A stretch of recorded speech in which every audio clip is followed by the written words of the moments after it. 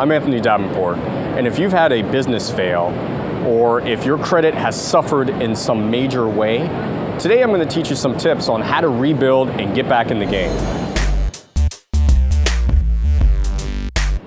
The financial crisis and Wall Street's collapse precipitated an unprecedented amount of damage to credit reports and credit scores. Now, the ways to rebuild your credit and get back in the game are actually pretty simple.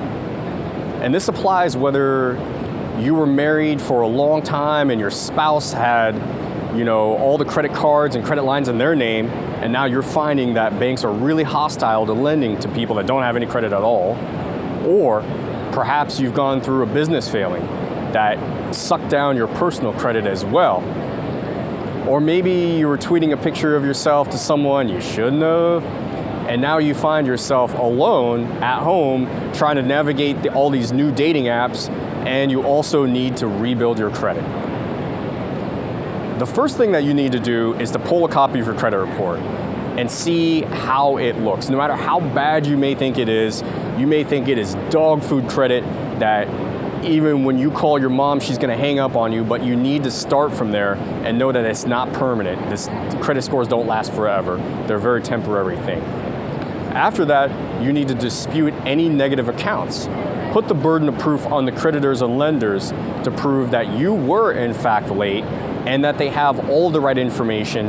And there's as many as 30 different things that you can dispute on there, and you need to start going after them one by one, staying on top of them, and keep a schedule of when you need to follow up with them. After you've done that, start rebuilding, get back in the game. Get some secured credit cards. Those are cards in which you put down a deposit. And your deposit could be as little as a couple of $100. Once you do that, and you show that you pay it off over time, it shows that you're responsible and that they can lend you credit again. Another trick that you can do is to add yourself as an authorized user to a friend, a relative, or loved one's credit card account.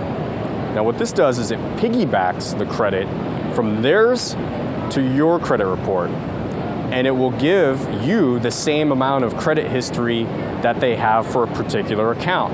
And you may want to get several of those. After you've done that, you need to protect your credit. Almost half of identity theft happens from people that already know you. Your past business partners, your past spouses that are pretty ticked off at you and have a lot of reason to want to get access to your info and use your identity. So make sure to protect yourself after you've rebuilt that profile, because now it's attractive to not only the people you know, but also the people overseas that want to get at your information.